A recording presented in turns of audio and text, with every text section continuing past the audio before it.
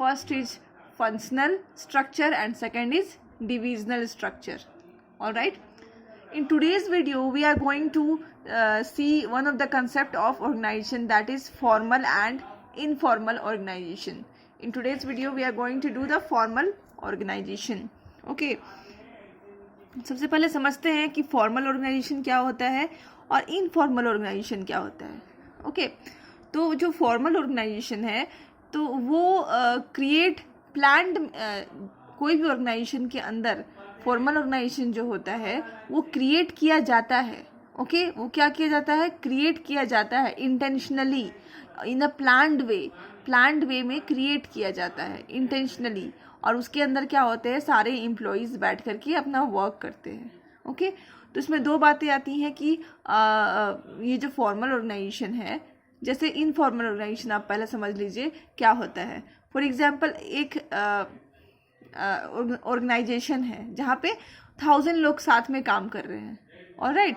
अब 1000 लोग साथ में काम कर रहे हैं तो फिर क्या होता है कि वो लोग प्रॉपर एक कैबिन में काम कर रहे हैं. उनको पता है कि मुझे किससे ऑर्डर मिलने वाला है, मैं किसको रिपोर्ट करने वाला हूँ, या फिर वो कहाँ पे अकाउंटेबल है, किसके लिए अकाउंटेबल है, कौन से जॉब के लिए अकाउंटेबल है, मतलब उनका बॉस कौन है, ऑर्गेनाइजेशन स्ट्रक्चर कैसा है, 3 जो होते हैं top level, middle level and bottom level, वो कौन से लेवल पे बिलोंग करते हैं. जब भी कोई भी जॉब करता है तो ये सारी चीज़ें उनको बहुत ही क्लियरली हो जाता है कि उनको कौन उनका बॉस है, कौन किसको रिपोर्ट करना है, उसकी क्या कितनी पावर्स है उसके पास. ठीक है. तो मान लो 1000 एम्प्लॉयज़ हैं तो उनको सारे को पता है कि सबको क्या है, और सब एक स्ट्रक्चर में काम करते हैं, एक स्ट्रक्चर के अंदर काम करते हैं. तो ये तो हो गया फॉर्मल ऑर्गेनाइजेशन. ओके. बट अगर हम बोले कि वो लोग छुट्टी के बाद मिलते हैं, आप अगर सेम एम्प्लॉई है, अगर एक ही रूट है उनका, वो निकल करके जा रहे हैं तो आपस में वो थोड़ा बहुत बात कर लेते हैं.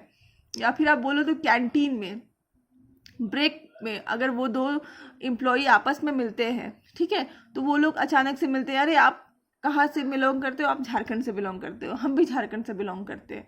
तो ऐसे करके उनकी लाइकिंग सेम हो जाती है.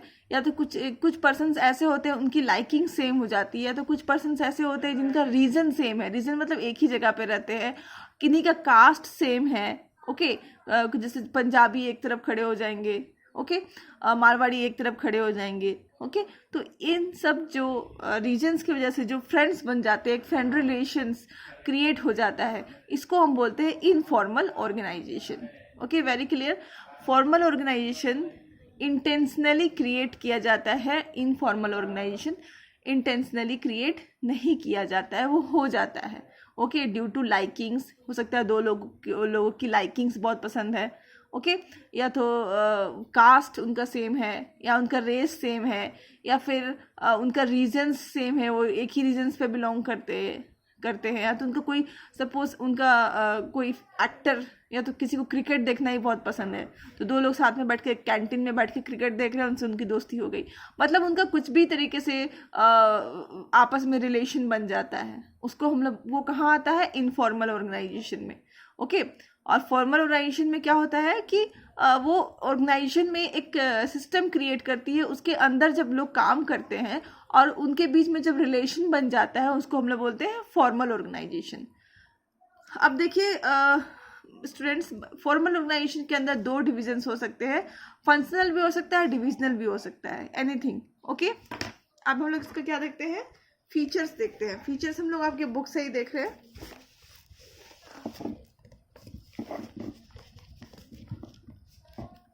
Unable to get the features. The formal organization structure is created intentionally by the process of organizing. Okay. जो फॉर्मल ऑर्गेनाइजेशन है वो इंटेंशनली क्रिएट किया जाता है. मतलब अगर मान लो आपके सामने कोई भी टारगेट रखा हुआ है कि आपको ये टारगेट अचीव करना है, तो वो इंटेंशनली क्रिएट किया जाता है. ऐसा नहीं है कि अपने आप क्रिएट हो जाता है. हर एक गोल के लिए इस जो स्ट्रक्चर है या फिर ऑर्गेनाइजेशन, फॉर्मल ऑर्गेनाइजेशन अलग अलग होंगे. ओके. तो वो गोल पे डिपेंड करता है कि क्या कब क्रिएट किया जा रहा है, बट एक प्रोग्राम होता है, इंटेंशनली क्रिएट कराया जाता है. The purpose of formal organizational structure is the achievement of organizational goal. क्यों किया जाता है? क्योंकि उनको एक ऑर्गेनाइजेशन का जो गोल है उसको अचीव करना है। ओके, तो फॉर्मल ऑर्गेनाइजेशन जो होता है वो इंटेंशनली क्रिएट किया जाता है। और क्यों किया जाता है? To achieve the organizational goals. Okay, in formal organisation structure each individual is assigned a specified job। Formal organization के अंदर हर एक इंडिविजुअल को एक स्पेसिफिक जॉब दिया जाता है जिसको वो बैठ करके परफॉर्म करते हैं। As per it depends upon the quality of the individual. उनके क्वालिटी के हिसाब से, क्वालिफिकेशन के हिसाब से हर एक इंडिविजुअल को एक एक जॉब असाइन किया जाता है। Okay, in informal organisation every individual is assigned a fixed authority और डिसीजन मेकिंग पावर। हर एक इंडिविजुअल को एक जॉब के साथ साथ उस जॉब को कंप्लीट करने के लिए एक अथॉरिटी या फिर डिसीजन मेकिंग पावर दी जाती है। Formal organisation structure result in creation of superior subordinate relations. देखिए, अगर एक ऑर्गेनाइजेशन में काम कर रहे हैं तो मैंने आपको स्टार्टिंग में ही कहा था, फॉर्मल में आपको पता चल जाता है कि आपको आपका बॉस कौन है, आपको रिपोर्ट किसको करना है, या तो आप किसके लिए अकाउंटेबल है। तो ये क्या है? इन अदर वर्ड्स एक सबऑर्डिनेट एंड सुपीरियर का जो रिलेशन है वो क्रिएट हो जाता है automatically. Okay, formal organisation creates a scalar chain of communication. Scalar chain आपने पढ़ा था ना कि आपको अगर अपने इस मान लो यहाँ पे स्केलर चेन कैसे होता है, ट्रायंगल शेप में था। यहाँ पे एम्प्लॉयज होते थे, यहाँ पे बॉस होता था आपका, और ये ACD ये बॉस है। Okay, DEFG। अगर ए को जी से बात करना है तो उसको कैसे जाना पड़ेगा? In this way. ओके, तो इसी को हम लोग क्या बोलते हैं? Scalar chain. तो यहाँ पे फॉर्मल ऑर्गेनाइजेशन में क्या होता है? स्केलर चेन अपने आप क्रिएट हो जाता है। तो further we are going to discuss the advantages of formal organisation. मतलब क्या क्या इनके एडवांटेजेस मिलते हैं एक फॉर्मल ऑर्गेनाइजेशन में। पहला है सिस्टमेटिक वर्किंग। सिस्टमेटिक वर्किंग मतलब आप तो समझ रहे हो, एक ऑर्गेनाइजेशन स्ट्रक्चर के अंदर सबको पता है कि आपका बॉस कौन है, ठीक है, आप सबऑर्डिनेट हैं। ओके, और आपको कमांड किससे मिलना है, आपको रिपोर्ट किसको करना है, आपके पास कितनी अथॉरिटी है, आपके पास कब तक आपको अपनी रिस्पॉन्सिबिलिटी पूरी करनी है। Everything is defined. मतलब आप सिस्टमेटिक है, वहाँ पे आप क्या कर, so in a systematic way you are working. Okay, तो whatever written in a book we will read it। Formal organization structure results in systematic and smooth functioning of an organization। मतलब organisation जो smooth function कर रहा है वो किसकी वजह से कर रहा है? फॉर्मल ऑर्गेनाइजेशन से कर रहा है, क्योंकि वहाँ पे सिस्टमेटिक वे में सब कुछ अरेंजमेंट है कि कौन बॉस है, कौन एम्प्लॉई है, कौन कैसे वर्क करने वाला है। Okay, achievement of organisational objectives. आपको मैंने फीचर्स में ही एक्सप्लेन किया था कि फॉर्मल ऑर्गेनाइजेशन क्यों बनते हैं। वो इसीलिए बनते हैं ताकि आप इंटेंशनली क्रिएट इसीलिए किए जाते हैं ताकि जो ऑर्गेनाइजेशन का जो गोल है या फिर जो ऑब्जेक्टिव्स है उसको हम लोग क्या करें? फुलफिल कर सके। No overlapping of work. Okay, in formal organisation structure work is systematically divided amongst various departments and employees, so there is no chance of duplications or overlapping of work। देखिए, एक जो फॉर्मल स्ट्रक्चर होता है उसमें work अब पहले तो वो या तो फंक्शनल होगा या तो डिविजनल होगा, और दोनों भी जो भी होगा उसमें क्या होगा? वो सिस्टमेटिकली डिवाइडेड होता है, और each and every employee knows which department to is he belongs to. Okay, तो यहाँ पे क्या होता है? डुप्लीकेशन ऑफ वर्क, या तो फिर आप बोल सकते हो कि ओवरलैपिंग ऑफ वर्क का चांसेस जो होता है वो कम हो जाता है। Then fourth is coordination. Coordination मतलब क्या होता है कि जितने भी अलग अलग डिपार्टमेंट्स हैं एक साथ कोऑर्डिनेट करते हैं, क्योंकि वो लोग इंटरडिपेंडेंट होते हैं। ठीक है, इंटरडिपेंडेंट आपको लास्ट वीडियो में समझाया था मैंने। वो लोग क्या होते हैं? इंटरडिपेंडेंट होते हैं, एक दूसरे पे निर्भर होते हैं। तो क्या हो जाता है? उनको आपस में कोऑर्डिनेट करना बहुत ही ज़रूरी हो जाता है ताकि ऑर्गेनाइजेशन का जो गोल है वो अचीव कर पाएँ और ऑर्गेनाइजेशन स्मूथली चल पाए। Okay, then fifth is creation of chain of command. Okay, ये जो चेन ऑफ कमांड देख रहे हैं आप, आपको बताया था क्या था, चेन ऑफ कमांड क्या होता है कि बॉस क्या होता है, ऑर्डर ऐसे फॉलो होता है, this is called chain of command. मतलब कमांड क्या होगा, नीचे के डायरेक्शन में आता है।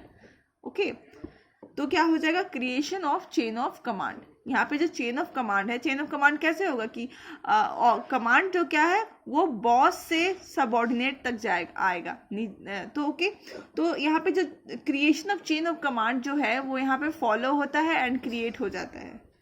ओके सुपीरियर और सबऑर्डिनेट का रिलेशन जो है यहाँ पे फॉलो होता है। यहाँ पे पता होता है कि मुझे किससे ऑर्डर्स मिलने हैं, अब मैं किसको रिपोर्ट करने वाला हूँ। तो यहाँ पे क्या होता है, एक तरह से चेन ऑफ कमांड क्रिएट हो जाता है। मोर एम्फेसिस ऑन वर्क, एक्चुअली ये फॉर्मल ऑर्गेनाइजेशन इसीलिए क्रिएट किया जाता है ताकि आप वर्क पे ध्यान दो, वर्क जो है आपका ऑर्गेनाइजेशन का वो फुलफिल हो पाए। ओके यहाँ पे इंटरपर्सनल रिलेशंस को कोई भी ध्यान नहीं देता है, यहाँ पे वो रहता ही नहीं है इंटरपर्सनल रिलेशनशिप। ओके यहाँ पे फॉर्मल ऑर्गेनाइजेशन बनाया ही इसलिए जाता है ताकि अब जो वर्क है ऑर्गेनाइजेशन का वो फुलफिल हो पाए। Okay then comes disadvantage.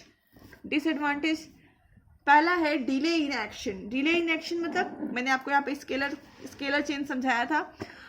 इससे मान लो ए को डिसाइड करना है, कोई डिसीजंस लेना है ए एंड जी को आपस में मिल करके, बट कम्युनिकेशन कैसा होना चाहिए, ऐसे ऐसे ऐसे देन ऐसे देन ऐसे देन ऐसे। Okay the communication has to go in this direction only. तो ये जो इतना लंबा चेन जो इनको जाना पड़ा for just things to communicate each other so that they can take any relevant decision. Okay तो यहाँ पे क्या हो जाता है कि डिसीजन में डिले हो जाता है, there is a delay in decision making. Ignores social need of the employees. यहाँ पे मैंने आपको कहा कि ये एम्फेसिस करता है वर्क में, ठीक है, वर्क में मतलब जो ऑर्गेनाइजेशन का जो गोल है वो फुलफिल होना चाहिए, वो कंप्लीट होना चाहिए। इसमें बस जो फॉर्मल ऑर्गेनाइजेशन है यही देखती है कि जो ऑर्गेनाइजेशन का जो गोल है वो जितने जल्दी से जल्दी विदाउट वेस्टेज हम लोग कंप्लीट कर ले। यहाँ पे ये पूरा का पूरा इम्फेसिस करता है वर्क में। ओके तो यहाँ पे कोई भी इंटरपर्सनल रिलेशंस को वैल्यू नहीं दी जाती है। तो हम लोग ये कह सकते हैं कि यहाँ पे सोशल नीड्स, एम्प्लॉय का जो सोशल नीड्स है वो फुलफिल नहीं हो पाता है। Third is emphasis on work only. ये सिर्फ वर्क में ही इम्फेसिस करते हैं, वर्क खत्म हुआ आप अपने घर जाइए, ऑर्गेनाइजेशन को आपसे कोई मतलब नहीं होता है। ओके तो formal organization structures give importance to work only. It ignores human relations, creativity, talents, etc. Okay, so it just emphasis on work only. So today we have discussed the formal organization. In tomorrow video we will discuss the informal organization, its features, advantage and disadvantage. So till then keep learning and thank you.